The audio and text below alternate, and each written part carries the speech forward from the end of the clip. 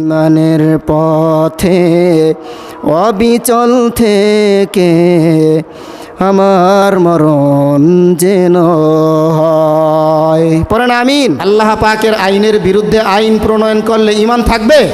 থাকবে না। যারা মুসলমানদেরকে মৌলবাদ বলে গালি দেয়, তারা কি কোনোদিন ক্ষমতায় আসলে ইসলামের বিধান পালন করবে? বলেন, ইসলামের আইন অনুশাসন বাস্তবায়ন করবে?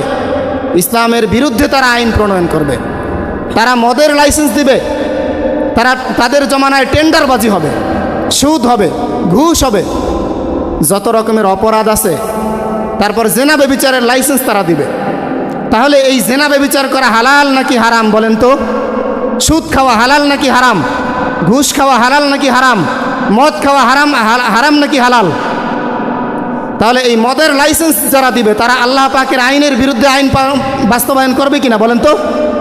আল্লাহ পাকের আইনের বিরুদ্ধে যারা আইন বাস্তবায়ন করবে, তাদেরকে ভোট দেওয়া, তাদেরকে সমর্থন করা, এটা কি আমার জন্য, আমি মুসলমানের জন্য এটা কোনোদিন এটা সম্ভব হবে?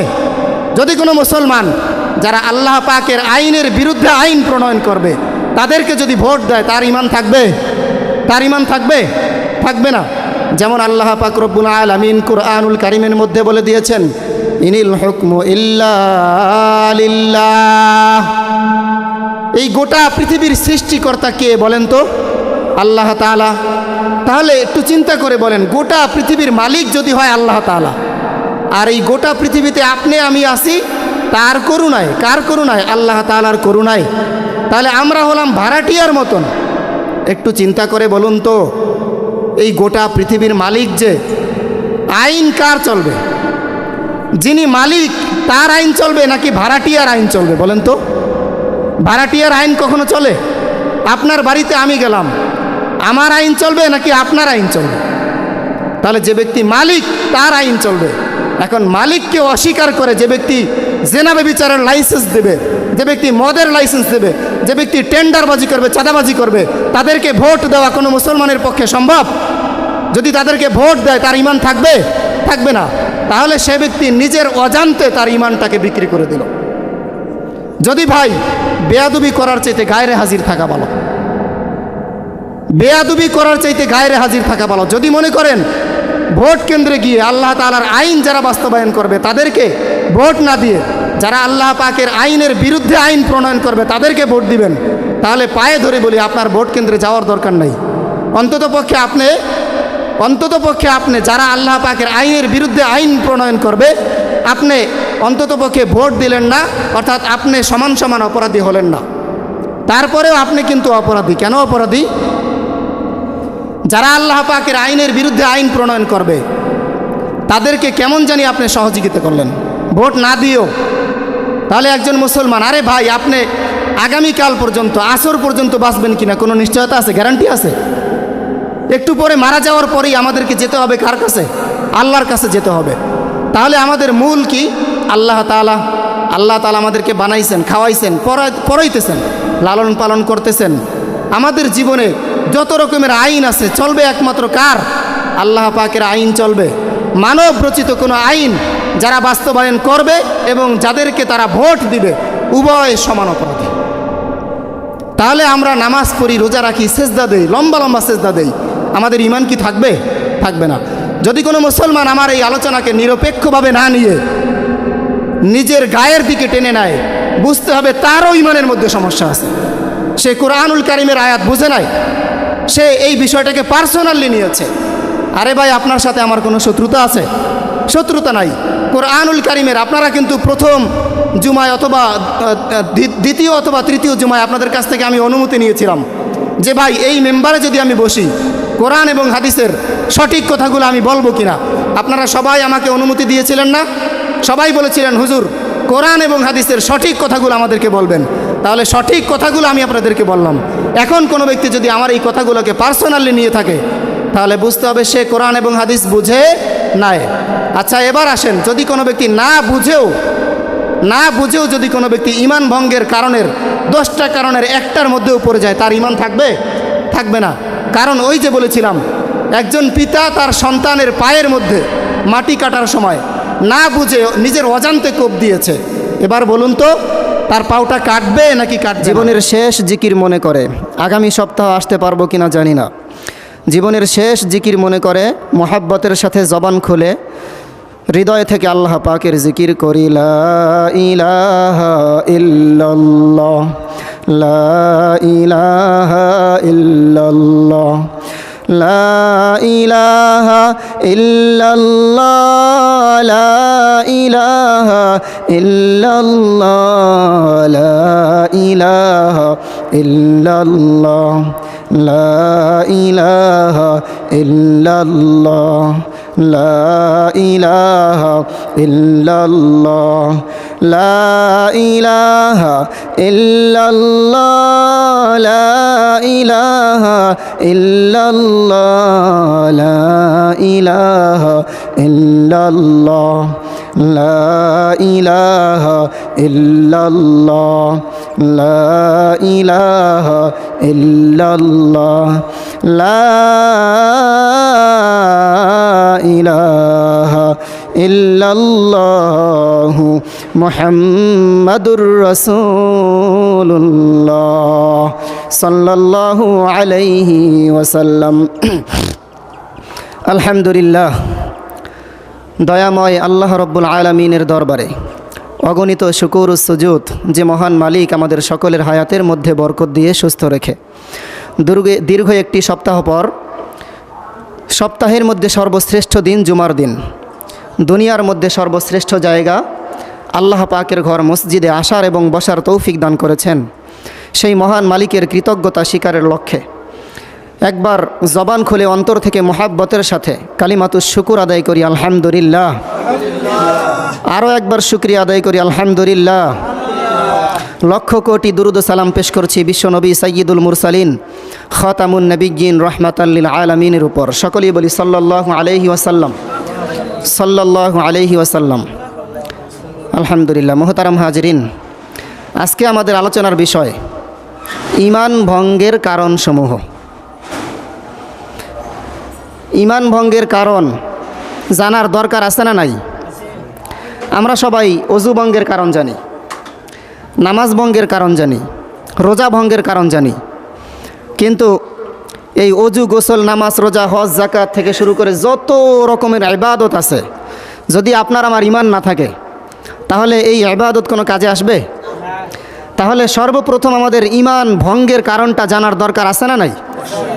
যেহেতু আগামী কয়েকদিন পরেই রমজান শুরু হচ্ছে, রমজানুল মুবারক মাস, ইবাদতের মৌসুম। এই ইবাদতের মৌসুমে আমরা ইবাদত করব, কিন্তু আমরা ইবাদতও করলাম কষ্ট করে, বাট আমার আমল নামায় কিছুই জমা হইল না। কারণ ঈমান যদি না থাকে তাহলে আমার কোনো ইবাদত আল্লাহর দরবারে গ্রহণযোগ্য হবে? হবে না, কবুল হবে না। এজন্যে খুতবার মধ্যে একটা হাদিস আমি তেলাওয়াত করেছি। রাসূল করিম সাল্লাল্লাহু আলাইহি ওয়াসাল্লাম বলেন, বুনিয়াল ইসলামু আলা খামসিন, অর্থাৎ ইসলামের মধ্যে ইসলামের মৌলিক বিধান হলো, স্তম্ভ হলো 5টা। মৌলিক স্তম্ভ কয়টা? 5টা।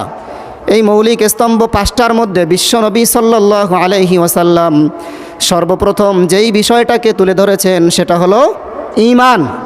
সেটা কি ভাই? ঈমান।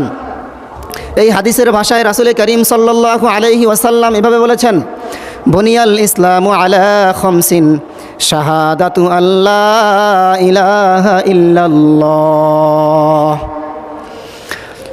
ইসলামের মৌলিক স্তম্ভ হচ্ছে 5টি।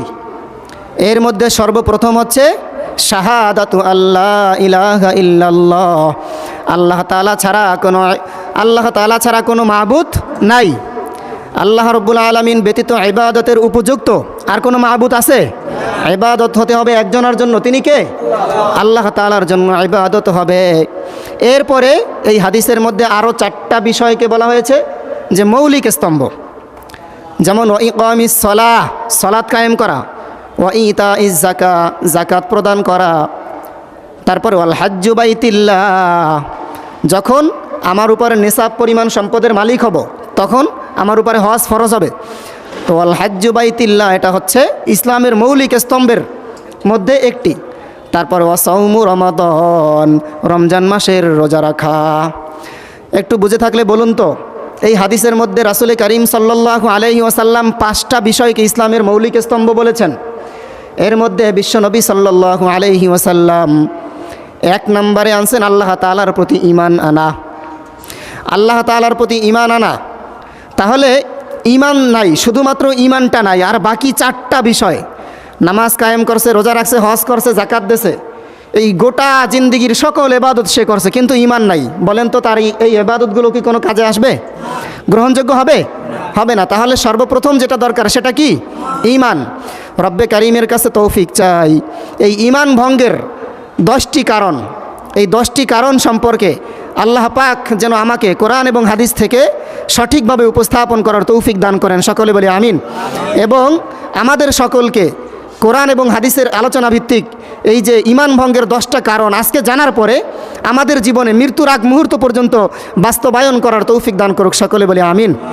মোহতারাম হাজিরিন, ঈমান ভঙ্গের 10টা কারণের মধ্যে 1 নম্বর কারণ হচ্ছে গায়রুল্লাহর ইবাদত করা। যদি কোনো ব্যক্তি গায়রুল্লাহর ইবাদত করে, অর্থাৎ আল্লাহ তাআলা ব্যতীত অন্য কারো যদি ইবাদত করে, তাহলে তার ঈমান থাকবে? ঈমান থাকবে না। নিজেকে মুসলমান দাবি করে কিন্তু সে গায়রুল্লাহর ইবাদত করে, তার কি ঈমান থাকবে? থাকবে না। তাহলে এই গায়রুল্লাহর ইবাদতটা আসলে কি? আল্লাহ তাআলা ব্যতীত অন্য কোনো ব্যক্তিকে যদি ইবাদত করে, কোনো ব্যক্তিকে যদি সেজদা দেয়, মাজারে গিয়ে সেজদা দেয়, পীরকে সেজদা দেয়, তাহলে আল্লাহ তাআলা ছাড়া অন্য কোনো ব্যক্তির যদি ইবাদত করে, তার এই ইবাদতটা কবুল হবে? হবে না। এবং তার ঈমানও থাকবে না। যেমন প্রতি ওয়াক্ত নামাজের মধ্যে, ইভেন প্রতি রাকাত নামাজের মধ্যে আমরা সূরা ফাতিহা পড়ি কি পড়ি না বলেন তো? সূরা ফাতিহার মধ্যে একটা আয়াত আমরা পড়ি, ইয়াকা না'বুদু ওয়া ইয়াকা নাস্তাঈন। আমরা একমাত্র তোমার ইবাদত করি এবং তোমার কাছেই সাহায্য প্রার্থনা করি। সুবহানাল্লাহ। তাহলে আমরা নামাজের মধ্যে বলতেছি আল্লাহ আমরা তুমি ছাড়া আর কারো ইবাদত করি না। মসজিদ থেকে বের হয়ে যাওয়ার পরে আমরা শিরকের মধ্যে লিপ্ত হয়ে যাই। ব্যবসা আমাকে খাওয়ায়, চাকরি আমাকে খাওয়ায়, তারপরে এই যে মাজারে গিয়ে সেজদা দেয়, বিভিন্ন রকমের শিরকের মধ্যে আমরা লিপ্ত হয়ে যাই। তাহলে আমার মুখের জবান, মুখের কথা এবং আমলের কাজ একরকম হলো না। তাহলে আমার অজান্তেই আমার ঈমানটা চলে যাচ্ছে। আমার অজান্তে ঈমান কেমনে চলে যায়? এটা একটা এক্সাম্পল স্বরূপ বলা যেতে পারে। যদি মনে করেন বাপে এবং সন্তান মাটি কাটতে গেছে, মাটি কাটার সময় খন্তা অথবা শাবল আছে না, শাবল দিয়ে আমরা মাটি কাটি। কোনো বাপ কি চায় তার আদরের সন্তানের পায়ের উপরে কোপ দিয়ে তার পাটার আঙ্গুলটা 2 ভাগ করে ফেলুক? চায়। কিন্তু ভুলে যদি কোপ দিয়ে ফেলে, মাটির পরিবর্তে ওই সন্তানের পায়ে যদি কোপ পড়ে, তাহলে বলেন তো ভুলে কোপ লাগছে, এখন আঙ্গুলটা দ্বিখণ্ডিত হবে কি হবে না বলেন তো? এই ক্ষেত্রে কি বলবে যে না ওর বাপে ভুল করে কোপ দিয়েছে সুতরাং আমি আঙ্গুলটা কাটলাম না? এটা কি বলবে? বলবে না। তাহলে ভুল করে যদি কোনো ব্যক্তি শিরিক করে, তার ঈমান থাকবে নাকি চলে যাবে? অবশ্যই চলে যাবে। কারণ ভুল করে যদি কোনো ব্যক্তি, রাগের মাথায় যদি কোনো ব্যক্তি স্ত্রীকে তালাক দেয়, ওই তালাকটা হয়ে যাবে, অবশ্যই তালাক হয়ে যাবে। রাগের মাথায় কোনো ব্যক্তি যদি শিরিক করে, অথবা ভুল ক্রমে কোনো ব্যক্তি যদি শিরিক করে, না বুঝে কোনো ব্যক্তি যদি শিরিক করে, তাহলে তার ঈমান থাকবে? থাকবে না। তাহলে 1 নম্বর গায়রুল্লাহর ইবাদত করা। আমরা আরেক জায়গায় কোরবানির সময় বলে থাকি, কুল ইন্না সলাতি ওয়া নুসুকি ওয়া মাহইয়ায়া ওয়া মামাতি লিল্লাহি রাব্বিল আলামিন। হে নবী, আপনি তাদেরকে বলে দিন, ইন্না সলাতি, নিশ্চয়ই আমার নামাজ একমাত্র আল্লাহর জন্য, অনুসুকি, আমার কোরবানি একমাত্র আল্লাহর জন্য, ওয়া মাহইয়ায়া, আমার গোটা জিন্দিগির যত কাজ শুধুমাত্র একজনের জন্য, তিনি কে? আল্লাহ তাআলার জন্য। ওয়া মামাতি, আমার যদি জীবনটা দিতে হয় শুধুমাত্র একজনের জন্য জীবনটাকে বিলিয়ে দিতে হবে, তা কার জন্য বলেন তো? আল্লাহ তাআলার জন্য। লিল্লাহি রাব্বিল আলামিন, নিশ্চয়ই আমার নামাজ, আমার কোরবানি, আমার জীবন এবং আমার মরণ শুধুমাত্র একজনের জন্য, তিনি কে? আল্লাহ রাব্বুল আলামিনের জন্য। তাহলে ঈমানের সাথে মৃত্যুবরণ যেন আমরা করতে পারি, আমরা সবাই চাই কি চাই না? কে কে চাই? একটু আল্লাহ তাআলাকে হাত জেগে দেখাই। আমিন। আল্লাহ তাআলা কবুল করুক। ঈমানের পথে অবিচল থেকে আমার মরণ যেন হয় তোমারই কাছে মিনতি আমার,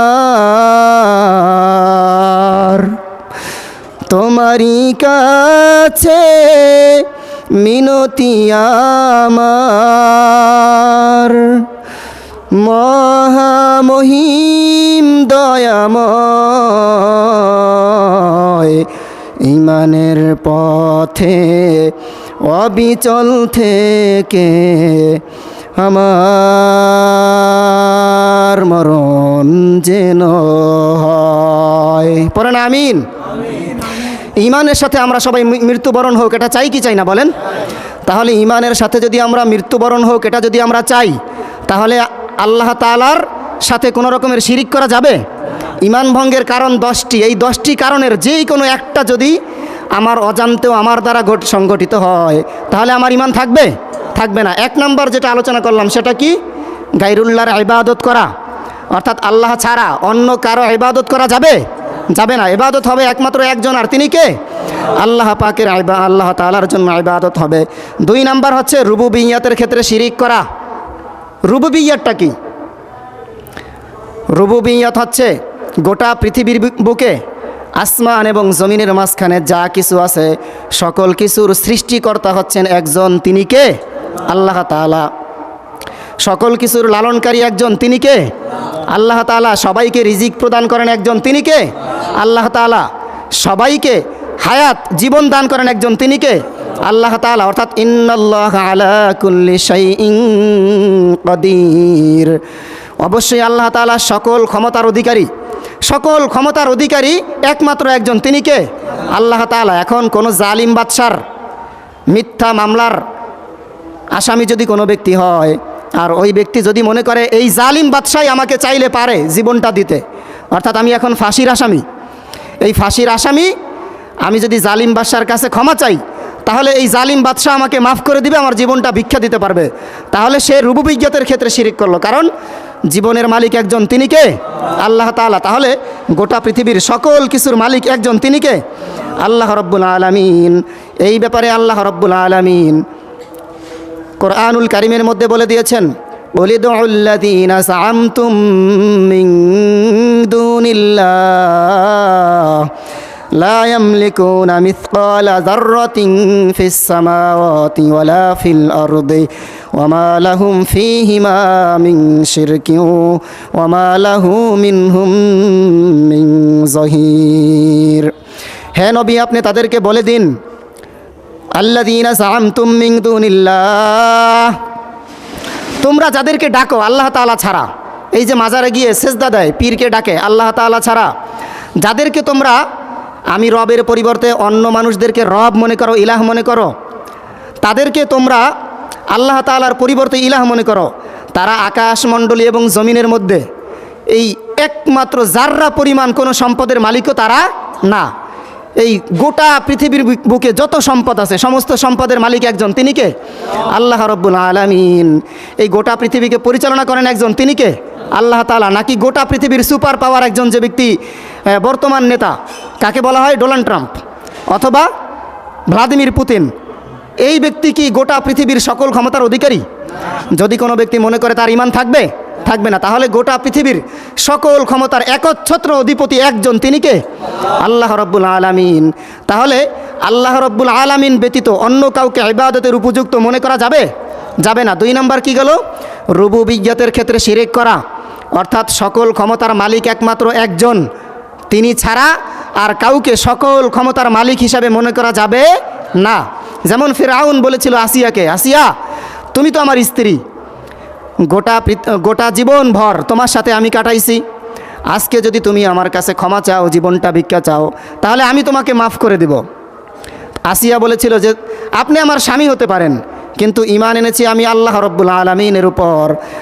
আমি আসিয়াকে একবার না, যদি 100 বারও আমাকে যদি মৃত্যু প্রদান করেন, তারপরও আপনার প্রতি আমি কখনো ঈমান আনবো না। আমি ঈমান এনেছি সেই মহান সত্তার প্রতি, যেই মহান সত্তা এক এবং অদ্বিতীয়। তুমি ফেরাউনকে যে বানাইছে, আমি আসিয়াকেও সে বানাইছে। তুমি ফেরাউনের কিসের ক্ষমতা? অতএব তোমার উপরে কোনো ঈমান আনা যাবে না। 3 নম্বর হচ্ছে দিনের অকাট্য কোনো বিধানকে অস্বীকার করা।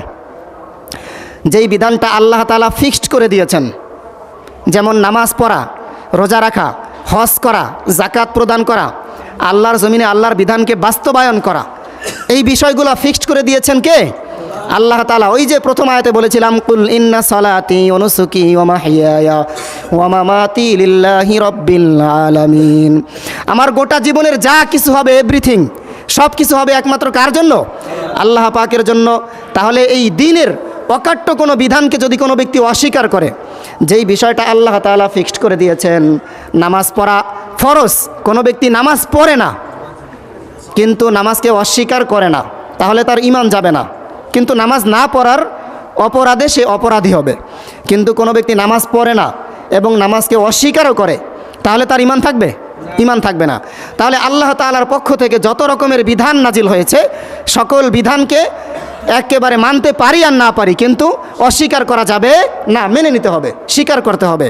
যদি কোনো ব্যক্তি দ্বীনের অকাট্য কোনো বিধানকে অস্বীকার করে, তার ব্যাপারে আল্লাহ রাব্বুল আলামিন সূরাতুল আনআম 11 নম্বর আয়াতের মধ্যে বলেছেন, ওয়ামান আযলামু মিম্মান ইফতারা আলাল্লাহি কাযিবান আও কাযযাবা বিআয়াতিহি। ওই ব্যক্তির চাইতে বড় জালেম আর কে হতে পারে? ওয়ামান আযলামু মিম্মান কাযযাবা ওয়ামান আযলামু মিম্মান ইফতারা আলাল্লাহি কাযিবা।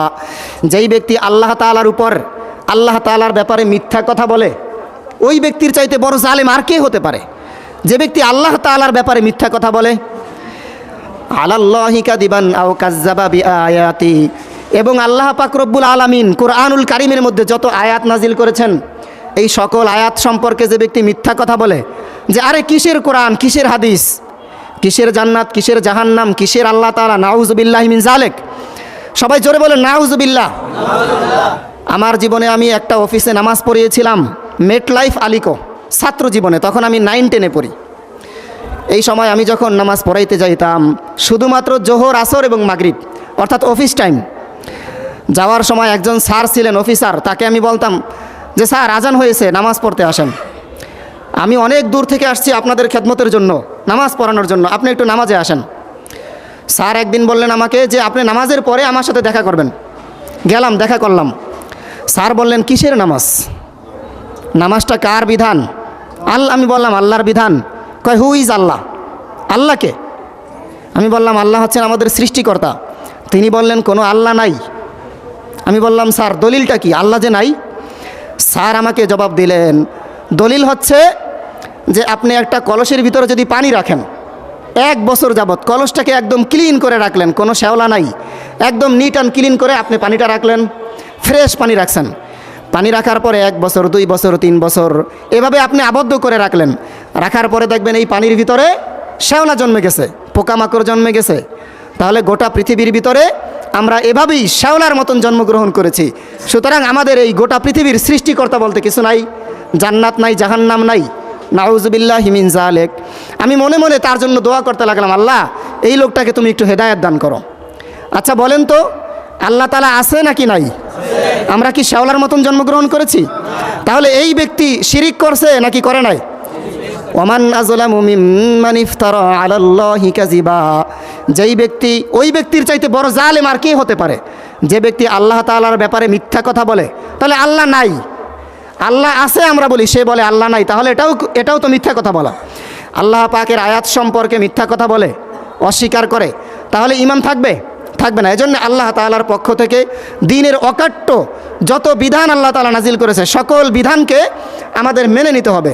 3 নাম্বার গেল, দ্বীনের অকাট্য কোনো বিধানকে অস্বীকার করা যাবে? যাবে না। তাহলে ঈমান থাকবে? থাকবে না। 4 নাম্বার, সুনিশ্চিত হালালকে হারাম মনে করা। আল্লাহ পাক রব্বুল আলামিন আপনার আমার জন্য যে বিষয়গুলোকে হালাল করেছেন, এই হালাল বিষয়গুলোকে হারাম মনে করা। আবার আল্লাহ তাআলার পক্ষ থেকে যে সমস্ত বিষয়টাকে হারাম ঘোষণা করা হয়েছে, এই হারামটাকে হালাল মনে করা। এই ঘোষণাটা করেছেন কে? আল্লাহ তাআলা। যেমন ধরেন গরু যদি মারা যায়, মারা যাওয়ার পরে এই পশুর গোস্ত খাওয়া যাবে? এটাকে হারাম ঘোষণা করেছেন কে? আল্লাহ তাআলা। আবার এই পশুটাকে জীবিত অবস্থায় জব দিয়েছে, জবেহ দেওয়ার সময় আল্লাহ পাকের নাম নেয় নাই, তাহলে এই পশুটাও কি কোনো মুসলমান খেতে পারবে? খেতে পারবে না। তাহলে এটাও হারাম। যেটা ছিল হালাল, যদি শুধুমাত্র আল্লাহ পাকের নামের উপরে কোরবানি করতো তাহলে এটা হয়ে যেত হালাল। আর যখন আল্লাহ তাআলার নাম না নিয়ে এটাকে জবেহ করেছে, এই হালাল জিনিসটাই হারাম ঘোষণা করেছেন কে? আল্লাহ তাআলা। আবার ধরেন নাস্তিক, মুরতাদ, বেঈমান, কাফের, মুশরিকরা, আমাদের সমাজের নারীবাদী যারা আছে, নারীদের অধিকার নিয়ে যারা ল্যাংটা অবস্থায় রাস্তায় নামে, এরাও অনেক সময় বলে আল্লাহ তাআলা, ইসলাম নারীদেরকে ঠকাইছে। তারা কি বলে? তারা বলে নারীর আমার দেহ আমি দেব যাকে ইচ্ছা তাকে দেব। নাউজুবিল্লাহি মিন যালিক। জোরে বলুন নাউজুবিল্লাহ। আমার দেহ আমি দেব যাকে খুশি তাকে দেব, এই কথাটা বলা যাবে? এই দেহটা কার? আল্লাহর। এই জীবনের মালিক কি আপনি নাকি আল্লাহ?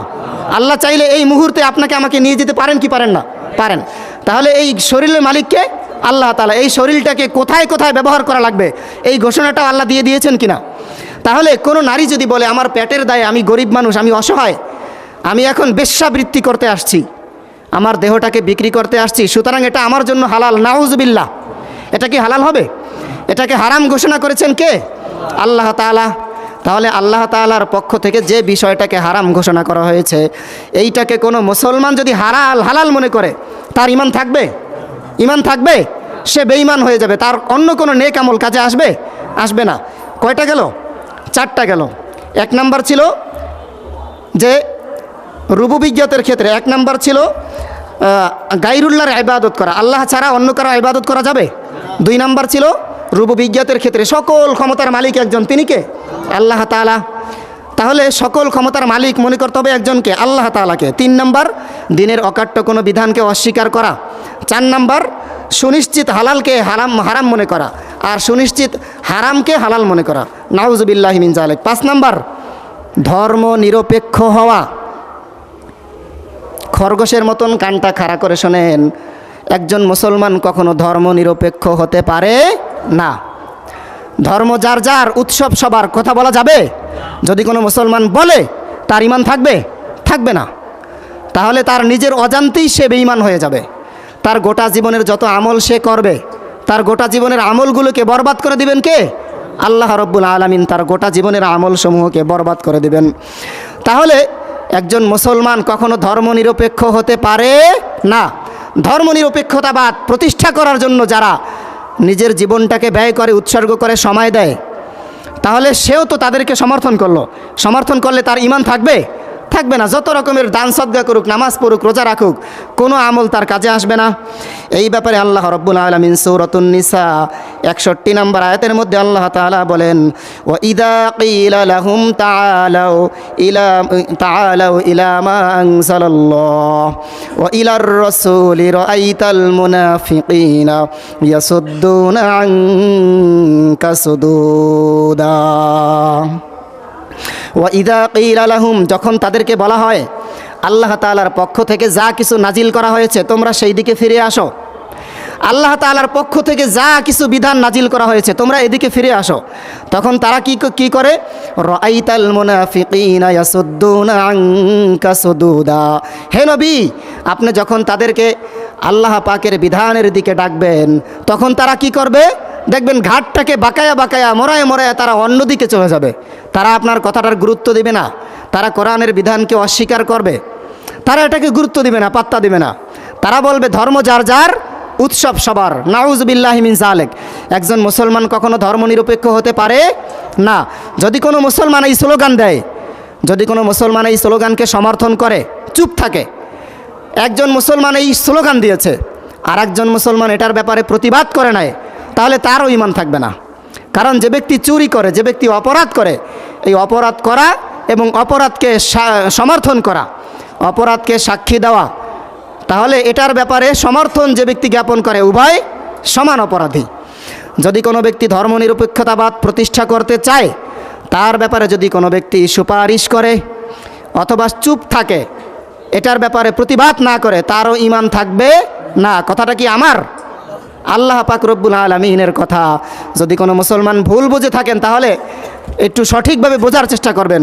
আর ভুল বোঝার পরে যদি আবার রিয়াকশনের দিকে যান, তাহলে আপনার অজান্তেই আপনার ঈমানটা চলে যাবে। সাবধান। আমরা সবাই অজু ভঙ্গের কারণ জানি, নামাজ ভঙ্গের কারণ জানি, রোজা ভঙ্গের কারণ জানার চেষ্টা করি। সামনে রোজা আসছে, হুজুর একটু রোজা ভঙ্গের কারণগুলো বলে দেন তো। রোজা ভঙ্গের কারণ জানার চেষ্টা করি, কিন্তু সকল ইবাদতের মূল হচ্ছে ঈমান। এই ঈমান যদি আমার না থাকে তাহলে কোনো আমল আমার কাজে আসবে না। 6 নাম্বার, দ্বীনের কোনো বিধানকে অপছন্দ করা। আল্লাহ পাক রব্বুল আলামিন নাজিল করেছেন যে সকল বিধান, এই বিধানগুলোকে যদি কোনো ব্যক্তি অপছন্দ করে তাহলে তার ঈমান থাকবে না। যেমন কোরবানির বিষয়টাকে কিছু কিছু মানুষ অপছন্দ করে, যে মুসলমানরা একদিনে লক্ষ লক্ষ অসংখ্য অগণিত পশুকে নির্দয় নিষ্ঠুরের মতন কোরবানি করে জবেহে প্রদান করে। অতএব এটা কোনো বিধান হলো? একদল মুসলমানের বাচ্চা আছে, ইসলাম সম্পর্কে কোনো রকমের জ্ঞান নাই, তারা আবার ওই বক্তব্যগুলোকে সমর্থন করে। আসলেই তো তাহলে ইসলামের এই বিধানটা কেমন, যে একদিনে নির্দয় নিষ্ঠুরের মতন কোরবানি করে এতগুলো পশুকে জবেহ করে? এটা তো আসলেই পছন্দনীয় কোনো বিষয় না। যদি কোনো মুসলমানের বাচ্চা এই কোরবানির বিধানটাকে অপছন্দ করে তাহলে তার ঈমান থাকবে না। আল্লাহ পাক রব্বুল আলামিন কোরআনুল কারীমের সূরাতু মুহাম্মদ 8 নম্বর এবং 9 নম্বর আয়াতের মধ্যে বলেন, ওয়াল্লাযীনা কাফারু ফাতা'সাল্লাহুম ওয়া আদাল্লা আমালাহুম যালিকা বিআন্নাহুম কারিহু মা আনজালাল্লাহু ফাআহবাতা ওয়া আদাল্লা আমালাহুম। তাদের অজান্তেই তাদের আমলগুলোকে ধ্বংস করে দিবেন কে? আল্লাহ তাআলা ধ্বংস করে দিবেন। যালিকা বিআন্নাহুম কারিহু মা আনজালাল্লাহু ফাআহবাতা আমালাহুম। তাদের আমলগুলোকে আল্লাহ তাআলা এমনভাবে ধ্বংস করে দিবেন যেটা তারা টেরও পাবে না। একেবারে তাদের জীবনের সকল আমলগুলো একেবারে তাদের অজান্তেই জ্বলে পুড়ে ছাই হয়ে যাবে, শুধুমাত্র আল্লাহ পাকের বিধানকে অপছন্দ করার কারণে। 7 নাম্বার, আল্লাহ তাআলা এবং তার রাসূল এবং দ্বীন ইসলামের কোনো বিধানকে নিয়ে ঠাট্টা বিদ্রুপ করা। স্ত্রী সহবাসের পর শীতের দিনে গোসল করে ফজরের নামাজ পড়া, এটা কোনো বিধান হলো? নাউযুবিল্লাহি মিন যালিক। এই বিধানটা কার? আল্লাহ পাক রব্বুল আলামিনের বিধান। এই ব্যাপারে আল্লাহ পাক রব্বুল আলামিন কোরআনুল কারীমের মধ্যে বলেন, ইয়াহযারুল মুনাফিকিনা আন তুনাজ্জালা আলাইহিম সূরাতুন তুনাব্বিউহুম বিমা ফি কুলুবিহিম কুল ইস্তাহজিউ ইন্নাল্লাহা মুখরিজুম মা তাহযারুন। মুনাফিকরা ইসলামের বিধানকে নিয়ে ঠাট্টা বিদ্রুপ করে। রাসূল করিম সাল্লাল্লাহু আলাইহি ওয়াসাল্লামের দরবারে এসে বলে, আমরা আপনার সঙ্গী, আপনার সাথী। কিন্তু যখন রাসূলের মজলিস শেষ হয়ে যায় তখন কাফেরদের সাথে মেশার পরে ওখানে গিয়ে ইসলামের বিধানগুলিকে নিয়ে ঠাট্টা বিদ্রুপ করে। তাদের ব্যাপারে আল্লাহ পাক রব্বুল আলামিন এবং তারা করে যে আশঙ্কা করে, না জানি আমরা যে ঠাট্টা বিদ্রুপ করি, এই ঠাট্টা বিদ্রুপের ব্যাপারেও আবার আল্লাহ তাআলা কোরআনুল কারীমের আয়াত নাজিল করেন কিনা, আয়াত নাজিল করে আবার নবী মুহাম্মদ সাল্লাল্লাহু আলাইহি ওয়াসাল্লামকে জানায়া দেয় কিনা। ঠিকই আল্লাহ পাক রব্বুল আলামিন কোরআনের আয়াত নাজিল করে তারা যে ইসলামের বিধানকে নিয়ে ঠাট্টা বিদ্রুপ করে, এই বিষয়টা নবী মুহাম্মদ সাল্লাল্লাহু আলাইহি ওয়াসাল্লামকে জানিয়ে দিলেন। নবীজি মুহাম্মদ সাল্লাল্লাহু আলাইহি ওয়াসাল্লাম যখন তাদের কাছে গিয়ে জিজ্ঞাসা করলেন, কি ব্যাপার, তোমরা তো আমার সামনে এসে একেবারে মুসলমানের বেশ ধারণ করো, পাগড়ি পরো, নামাজ পড়ো, টুপি পরো, জুব্বা পরো, আর আমার পিছনে পিছনে তোমরা কোরআনের বিধানকে নিয়ে, ইসলামের বিধানকে নিয়ে ঠাট্টা বিদ্রুপ করো, তোমাদের সকল আমলকে আল্লাহ পাক ধ্বংস করে দিবেন। আমার কাছে আল্লাহ পাক রব্বুল আলামিন আয়াত নাজিল করেছেন। তাহলে ইসলামের কোনো বিধানকে নিয়ে যদি কোনো ব্যক্তি ঠাট্টা বিদ্রুপও করে তার ঈমান থাকবে না। তারপরে হচ্ছে 9 নাম্বার, আল্লাহ পাকের আইন ব্যতীত অন্য কোনো বস্তুর নিকট আল্লাহ তাআলা ছাড়া অন্য কারো নিকট প্রার্থনা করতে হবে একমাত্র একজনের কাছে। তিনি কে? সকল কিছু দিতে পারে একজন, তিনি কে? সবাই যেটা পারে না একজন পারেন, তিনি কে? আল্লাহ তাআলা। তাহলে চাইব একজনের কাছে, তিনি কে? আল্লাহ পাক রব্বুল আলামিনের কাছে চাইব। তাহলে আল্লাহ তাআলা ছাড়া অন্য কারো নিকট কোনো কিছু প্রার্থনা করা যাবে না। যাদের সন্তান হয় না তারা পীর বাবার নামে মাজার গিয়ে সেজদা করে এবং তার কাছে সন্তান চায়। বলেন তো, ওই পীরকে যিনি তৈরি করেছেন, যিনি সৃষ্টি করেছেন, তিনি কে? আল্লাহ তাআলা। ওই পীরকে যদি আল্লাহ তাআলা খাবার না দেয়, তাকে যদি আল্লাহ তাআলা লালন পালন না করে, ওই পীরের কোনো শক্তি আছে আপনাকে বাচ্চা দেওয়ার? আপনাকে বিপদ থেকে মুক্ত করার কোনো শক্তি আছে ওই পীরের? এই ব্যাপারে আল্লাহ পাক রব্বুল আলামিন কোরআনুল কারীমের মধ্যে বলেন, ফালা তাদউ মাআল্লাহি আহাদা, খবরদার তোমরা আল্লাহ তাআলার নামের সাথে অন্য কাউকে আবার ডেকো না। আল্লাহ তাআলাকে আমরা ডাকি কোরআনুল কারীমের মধ্যে সূরাতুল ফাতিহার মধ্যে আল্লাহ পাক রব্বুল আলামিন বলেছেন, এবং আমরা সূরা ফাতিহা যখন তেলাওয়াত করি 5 ওয়াক্ত নামাজের সময়, ইয়াকা না'বুদু ওয়া ইয়াকা নাস্তাঈন, আমরা একমাত্র তোমার ইবাদত করি। এই কথাটা আমরা নামাজের মধ্যে বলি, কিন্তু মসজিদ থেকে বের হয়ে যাওয়ার পর আমরা কেমন জানি এটাকে ভুলে যাই, আবার ওই পীর বাবার কাছে সন্তান চাই। তাহলে আমরা শিরিক করলাম। এই শিরিক করলে আমার সকল আমল ধ্বংস হয়ে যাবে এবং আমার ঈমান থাকবে না। তারপরে হচ্ছে 9 নাম্বার, আল্লাহ তাআলার আইনের বিপরীতে আইন প্রণয়ন করা। একটু চিন্তা করে বলেন তো, আপনি আমি গোটা জীবনভর কিভাবে চলবো এটার বিধান আল্লাহ তাআলা দিয়েছেন কিনা বলেন তো? আল্লাহ পাক রব্বুল আলামিন বলে দিয়েছেন সন্তান কিভাবে লালন পালন করবা, এই বিধানটা আল্লাহ তাআলা দিয়েছেন কিনা? সামাজিকভাবে তুমি কিভাবে চলবা এই বিধান আল্লাহ তাআলা দিয়েছেন কিনা? তারপরে পারিবারিক জীবনে, রাষ্ট্রীয় জীবনে, অর্থনৈতিক জীবনে এবং সামাজিক জীবনে, আন্তর্জাতিক জীবনে, ব্যবসায়িক জীবনে যত রকমের বিধান আছে সকল বিধান আল্লাহ তাআলা আমাদেরকে দিয়েছেন কিনা বলেন? দিয়েছেন। কিন্তু আল্লাহ পাকের বিধানকে অপছন্দ করে কোনো আইন যদি কোনো ব্যক্তি প্রণয়ন করে তার ঈমান থাকবে? থাকবে না। ঈমান ভঙ্গের কারণ হচ্ছে 10টা। এই 10টি কারণের মধ্যে 9 নাম্বার কারণ হচ্ছে আল্লাহ পাকের বিধানের বিরুদ্ধে আইন প্রণয়ন করা, আল্লাহ তাআলার আইনের বিরুদ্ধে আইন প্রণয়ন করা। যারা বলে বাংলাদেশে আবার নতুন করে মৌলবাদের উত্থান হইতে চলেছে। আচ্ছা, মৌলবাদ কাকে বলে? যদি কোনো মুসলমানের বাচ্চা বলে মৌলবাদ বলে কোনো মুসলমানকে গালি দেয়, তাহলে ওই ব্যক্তি কখনো মুসলমান হতে পারে না। কারণ প্রত্যেকটা মুসলমান মৌলবাদ। প্রত্যেকটা মুসলমান কি মৌলবাদ? আপনি মৌলবাদ, আমি মৌলবাদ, আমরা গোটা মুসলমান জাতি মৌলবাদ। যদি কোনো ব্যক্তি মুসলমানদেরকে মৌলবাদ বলে গালি দেয়, তাহলে আগে ক্লিয়ার করতে হবে যে আমি মুসলমানের বাচ্চা না। যেই ব্যক্তি মুসলমানদেরকে মৌলবাদ বলে গালি দেবে, তাহলে ওই ব্যক্তি মুসলমান কিনা সেই বিষয়টা আগে ক্লিয়ার করতে হবে। তাকে আগে ক্লিয়ার করতে হবে যে আমি মুসলমানের বাচ্চা না, আমি ইহুদি খ্রিস্টানের বাচ্চা। যদি তাই হয় তাহলে তুমি মুসলমানদেরকে মৌলবাদ বলে গালি দিতে পারো, কারণ তুমি তো মুসলমান না, তুমি হচ্ছে ইহুদি খ্রিস্টানের বাচ্চা। কিন্তু কোনো মুসলমান আর একজন মুসলমানকে মৌলবাদ বলে গালি দিতে পারে? পারে না। প্রত্যেকটা মুসলমান মৌলবাদের উপরে আছে। কুল্লু শাইইন ইয়ারজিউ ইলা আসলিহি, প্রত্যেক বস্তু তার মূলের দিকে ফিরে আসে। আমাদের মূল কে বলেন তো? আমাদের মূল হলেন আল্লাহ তাআলা।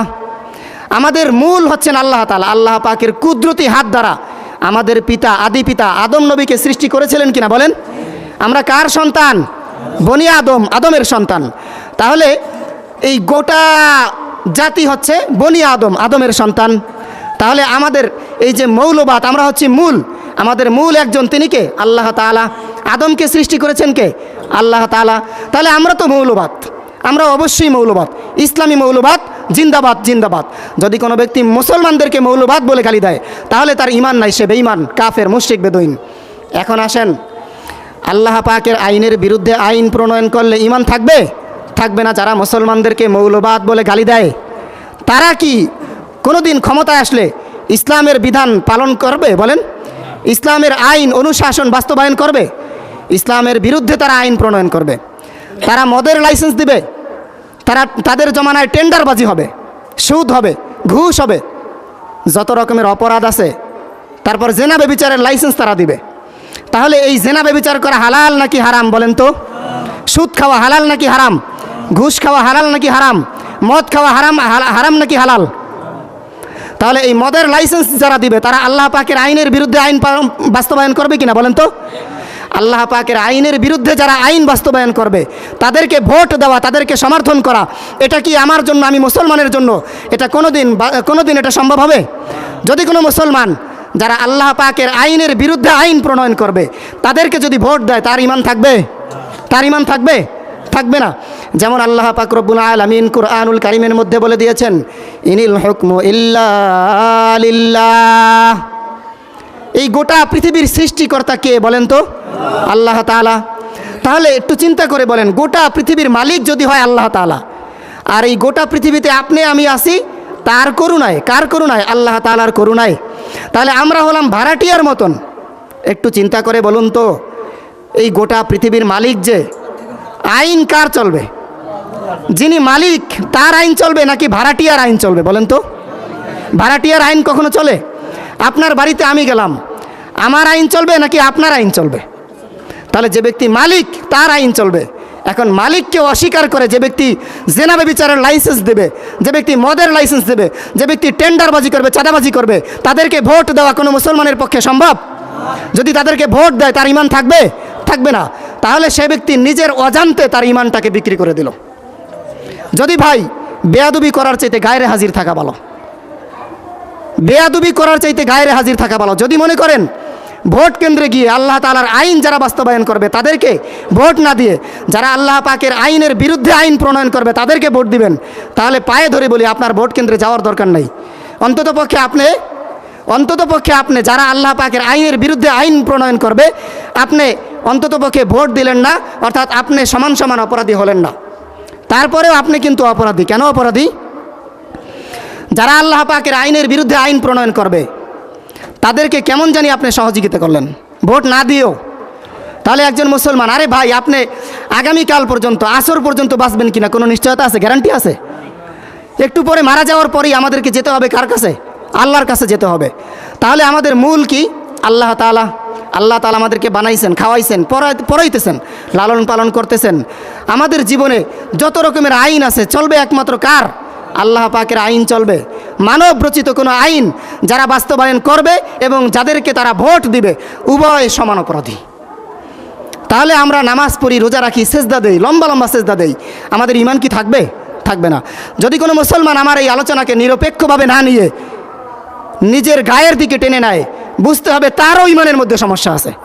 সে কোরআনুল কারীমের আয়াত বুঝে নাই, সে এই বিষয়টাকে পার্সোনালি নিয়েছে। আরে ভাই আপনার সাথে আমার কোনো শত্রুতা আছে? শত্রুতা নাই। কোরআনুল কারীমের আপনারা কিন্তু প্রথম জুমায় অথবা দ্বিতীয় অথবা তৃতীয় জুমায় আপনাদের কাছ থেকে আমি অনুমতি নিয়েছিলাম যে ভাই এই মেম্বারে যদি আমি বসি কোরআন এবং হাদিসের সঠিক কথাগুলো আমি বলবো কিনা। আপনারা সবাই আমাকে অনুমতি দিয়েছিলেন না? সবাই বলেছিলেন হুজুর কোরআন এবং হাদিসের সঠিক কথাগুলো আমাদেরকে বলবেন। তাহলে সঠিক কথাগুলো আমি আপনাদেরকে বললাম। এখন কোনো ব্যক্তি যদি আমার এই কথাগুলোকে পার্সোনালি নিয়ে থাকে তাহলে বুঝতে হবে সে কোরআন এবং হাদিস বুঝে নাই।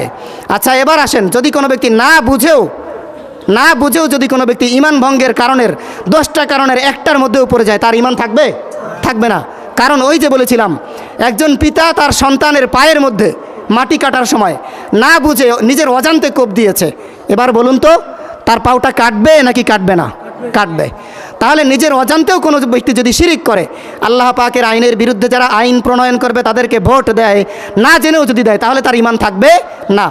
তারপর হচ্ছে 10 নাম্বার, মুসলমানদের বিরুদ্ধে তাগুতকে সহযোগিতা করা। তাগুত কারা? আগে আমাদের বুঝতে হবে তাগুত কারা। তাগুত হচ্ছে যারা আল্লাহ পাকের বিধানের বিরুদ্ধে আইন প্রণয়ন করে, যাদের কাছে ইসলামের বিধানকে ভালো লাগে না। যেমন আল্লাহ পাক রব্বুল আলামিন কোরআনুল কারীমের মধ্যে সূরাতুল মাইদা 59 নম্বর আয়াতের মধ্যে আল্লাহ পাক রব্বুল আলামিন বলে দিয়েছেন, ইয়া আইয়ুহাল্লাযীনা আমানু লা তাত্তাখিযুল ইয়াহুদা ওয়ান নাসারা আউলিয়াউ বা'দুহুম আউলিয়াউ বা'দ ومن يتولهم منكم فإنه منهم إن الله لا يهدي القوم الظالمين يا أيها الذين آمنوا হে ঈমানদারগণ লা তাত্তাখিযুল ইয়াহুদা ওয়ান নাসারা তোমরা ইহুদি খ্রিস্টানদের সাথে বন্ধুত্ব স্থাপন করো না।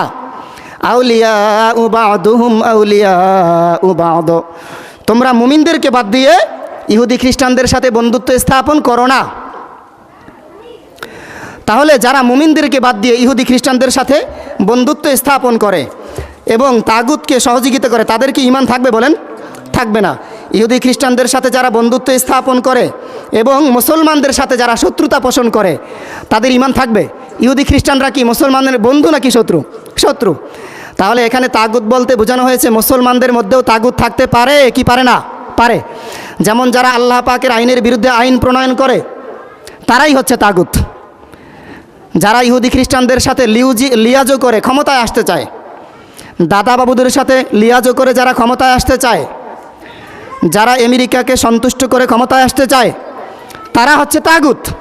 এই তাগুতের সাথে যারা লিয়াজো করে, এই তাগুতকে যারা সমর্থন করে, তাদেরও ঈমান থাকবে না। তাহলে ঈমান ভঙ্গের 10টি কারণ একেবারে এক নজরে সংক্ষেপে আরেকবার একটু বলে দিচ্ছি। ঈমান ভঙ্গের 10টি কারণের 1 নাম্বার কারণ হচ্ছে গায়রুল্লাহর ইবাদত করা। আল্লাহ তাআলা ছাড়া অন্য কারো ইবাদত করা যাবে? যাবে না। 2 নাম্বার হচ্ছে রুবুবিয়্যাতের ক্ষেত্রে শিরিক করা, অর্থাৎ এই গোটা পৃথিবীর সমস্ত ক্ষমতার একমাত্র মালিক একজন, তিনি কে? আল্লাহ পাক রব্বুল আলামিন। 3 নাম্বার হচ্ছে দ্বীনের অকাট্য কোনো বিধানকে অস্বীকার করা। যেই বিধানটা আল্লাহ তাআলা দিয়েছেন ওই বিধানটাকে অস্বীকার করলে ঈমান থাকবে না। 4 নাম্বার হচ্ছে ইসলামের সুনিশ্চিত হালাল বিধানকে হারাম মনে করা, অথবা হারাম বিধানকে হালাল মনে করলে ঈমান থাকবে না। 5 নাম্বার হচ্ছে ধর্মনিরপেক্ষ হওয়া। কোনো মুসলমান ধর্মনিরপেক্ষ হতে পারে? পারে না। 6 নাম্বার হচ্ছে দ্বীনের কোনো বিধানকে অপছন্দ করা। অপছন্দ করলে দ্বীনের কোনো বিধানকে, তাহলে তার ঈমান থাকবে? থাকবে না। 7 নাম্বার হচ্ছে আল্লাহ তাআলা এবং তার রাসূল সাল্লাল্লাহু আলাইহি ওয়াসাল্লাম এবং দ্বীনকে নিয়ে ঠাট্টা বিদ্রুপ করা। যদি কোনো ব্যক্তি এই আল্লাহ তাআলাকে নিয়ে, ইসলামকে নিয়ে, রাসূলকে নিয়ে ঠাট্টা বিদ্রুপ করে, তাদের ঈমান আছে? প্রথম আলো নামের এই গজব আলো, এরা রাসূলকে নিয়ে ব্যঙ্গচিত্র করে কি করে না? তাহলে তারা বেঈমান, মুশরিক, এদেরকে ফলো করা যাবে না। 8 নাম্বার হচ্ছে আল্লাহ তাআলা ব্যতীত অন্য কোনো ব্যক্তির নিকট প্রার্থনা করা যাবে না, চাইতে হবে একমাত্র একজনের কাছে, তিনি কে? আল্লাহ তাআলার কাছে। 9 নাম্বার হচ্ছে আল্লাহ পাকের আইনের বিরুদ্ধে কোনো রকমের আইন প্রণয়ন করা যাবে না। নিজের ব্যক্তিগত জীবনেও আল্লাহ পাকের বিধানের বিরুদ্ধে অন্য কোনো আইন বাস্তবায়ন করা যাবে? যাবে না। 10 নাম্বার হচ্ছে মুসলমানদের বিরুদ্ধে তাগুতকে সহযোগিতা করা যাবে? যাবে না। ভাই, ইংরেজিতে একটা প্রবাদ আছে, money is lost, nothing is lost, wealth is lost, nothing is lost, but ইমান ইজ লস, এভরিথিং লস। যদি কোনো মুসলমানের ইমান হারিয়ে ফেলে তাহলে তার গোটা জীবনের সকল আমলকে সে হারিয়ে ফেলল। আল্লাহ পাক রব্বুল আলামিন ঈমান ভঙ্গের কারণসমূহ জেনে জেনে বুঝে বুঝে আমাদেরকে আমল করার তৌফিক দান করুক। সকলে বলে আমিন। ওয়া আখির দাওয়ানা আনিল হামদুলিল্লাহ।